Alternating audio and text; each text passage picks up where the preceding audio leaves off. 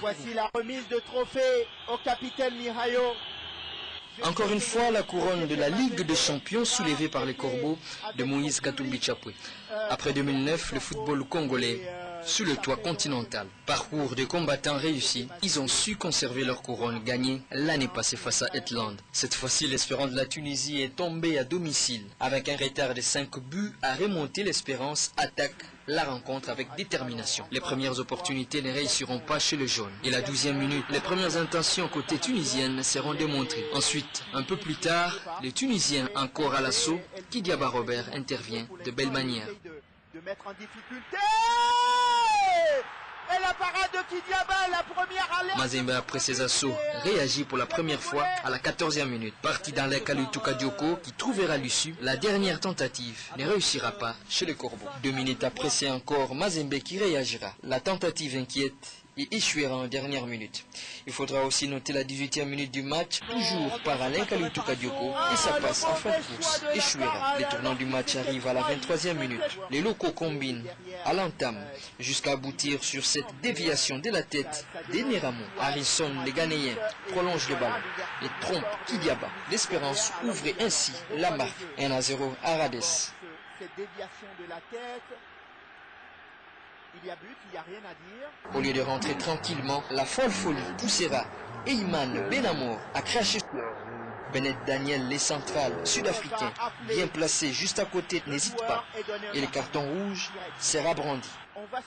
Les locaux évolueront en infériorité numérique.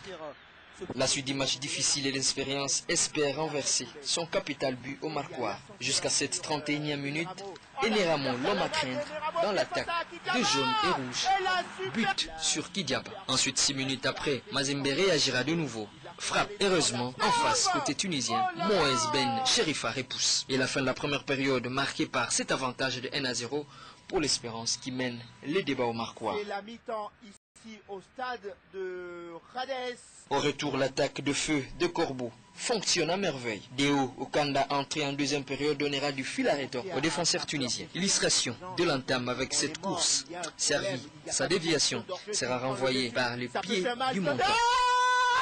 Le poteau! Ce n'est pas terminé.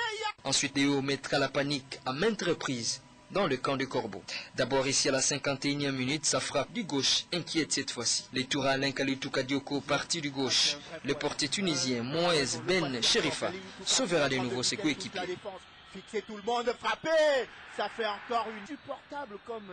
Deo Kanda reviendra encore à la 54e minute sur cette occasion. Encore une fois, Ben Chérif sauve la maison tunisienne, menacée d'effondrement par les Corbeaux. Cherchant à tout prix à revenir dans la partie, les Corbeaux appuient sur l'accélérateur. Kassongo trouve la faille et sert Patou Kabango en position litigieuse. Le juge de touche signale, le but ne sera pas validé. Position d'hors-jeu. Et la 68e minute, après plusieurs tentatives, Mazembe trouvera finalement l'issue. Deo Kanda inscrit son nom dans les annales de la CAF. Après une course, il élimine Ben Chérifa d'un bon mouvement et permet au Corbeau de revenir à un but partout. Et personne ne le prend s'il marque ce but. Le voici le but du TP Mazembe. Le voici le but égalisateur du TP Mazembe. On le sentait venir, mais on ne savait pas à quel moment il allait intervenir. Eh bien, il intervient à la 67e minute. Et le TP Mazembe peut désormais rêver de se succéder à lui-même parce que Deo Kanda vient de marquer le but. La messe était presque dite. L'opération deviendra difficile pour les espérantistes qui espéraient pendant 2 semaines. Et la 69e minute, encore difficile pour les Tunisiens. Eneramo sera encore à la 72e. Et côté tunisien, la désolation était lisible. Les dernières minutes, très difficiles. Mazembe attaque encore une fois la 77e. La fin de la partie, sanctionnée par ces nuls de 1 but partout. Et Mazembe qui gagne ainsi cette finale. Heureux à la Ndiaye, venu en fin de phase de poule, qui permet à Mazembe de soulever cette 14e Ligue des Champions. Fausse note à noter, la cérémonie de couronnement un peu boudée par le Tunisien. Mazembe ramène voici la les trophées remise de trophée au capitaine Mihayo. Je sais que le TP Mazembe ira fêter avec son public à Lumumbashi dans les heures à venir